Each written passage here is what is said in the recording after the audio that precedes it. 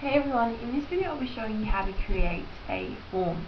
Now forms are one of the three most important tasks that you'll be undertaking in your business. So creating forms involves following the same principle repetitively, and so instead of creating a form for the customer table, employee table, product table, credit card table and payment table, I'll only be creating a form for the customer table, and you can apply this same principle for all the other tables, and then you can create as many forms as you require. So the next video that will be uploaded, you can use to identify how you can use the form effectively and how to use each component with the form and what each component is for. So if we go to create the form for this, you have to go to create and then simply form. And as you can see, it's so simple, it comes up instantly with a form. Now similarly to the reports that we created in the previous tutorial, the form that is developed is quite simplistic and it follows this very basic structure, and in order for it to be a really effective and a form that customers want to fill out and that you want to fill out and that other staff likely want to fill out, it needs to be more interesting and more easier to navigate through it and utilize. At the moment, this isn't really what this form is allowing us to do. And so to change it, we need to go to the view and go to the design view. And the design view enables us to edit the colors, the fonts. And as you can see, I'm just enlarging the area that's provided on this part here and just widening it a bit. So instead of calling it the customer, as you can see, I'm editing the entire thing. I don't want to do that, I just want to edit this, so I can just click on the single one and shorten it a bit. Okay, and then I might want to change it to customer details, because this is a form, remember, so I might want to change this, and again I like using Berlin Sands. So, number one, Berlin Sands, and so I'll just italicize it and put some possibly black would be great. Okay, and then I'll just move it down here. Change the background, just change it to say green to suit our logo. And I'll scroll down, possibly change this to black. This hit. So again, I want to choose the whole row, so I need to wait for that arrow to pop up and then select it, column. And then I'll change the writing to Berlin Sands again. And again, you can use whatever font you like. And I'll change it to green writing. I'll make the background red.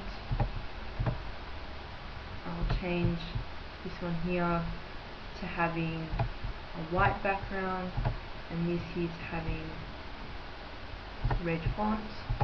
I just want to change the writing to Berlin. Okay, so that's all done there, and I might want to stretch this a bit. As you can see, the phone number field's a bit cut off, so you can just enlarge it a bit more. And then again, because this is for our business, through this here, we want to create, add the logo that represents the YSB. And to do this, as I mentioned previously, I like to copy our logo into Microsoft Office and then just copy it straight onto your database.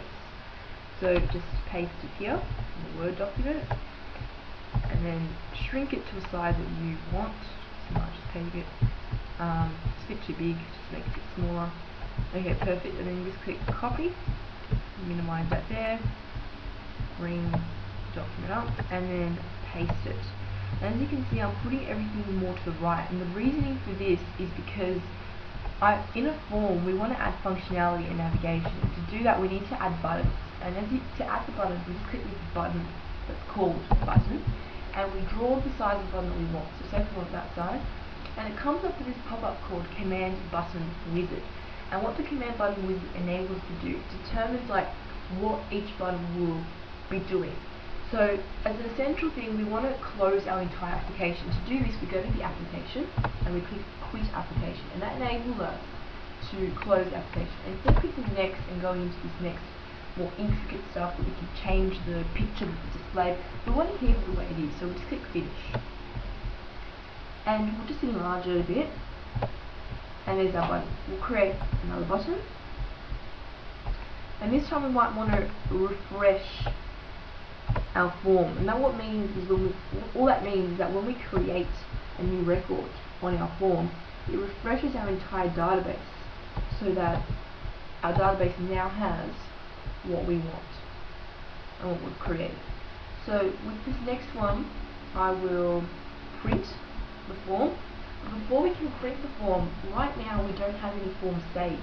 So if we go next and we click finish, it won't enable us to do anything. So what we need to do before we add this button is we're going to need to save the form. So first we might just want to delete this, and we'll close it and we'll save it and we'll call it say customer details. And again, I don't need to write the word form at the end, because using this here I can see that this here is a form. So opening it again, I can just change it to the design view using that icon there, and I can add button. This time I'll click print report next, and I'll select the form customer details next, and then just finish will be great. So that will enable us to print this form, which I'll show you exactly what it does in the next video. We'll create another button. This button can enable us to go to the next record, finish, and just enlarge it again. We can create so many different types of buttons, and it just determines like different actions by the form, and it depends on what you want to use and what you want to carry out in the form. So what else we can add is we can add so many different stuff here.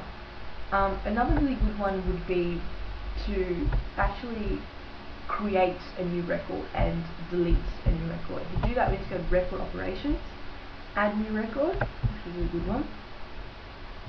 And another really good one is actually to delete a record, because you might add one and determine, oh no, we don't need this one, or maybe it's redundant, we don't need it, and so it's important to be able to delete. So again, we go to record operations and we click delete record. You can add so many other different buttons.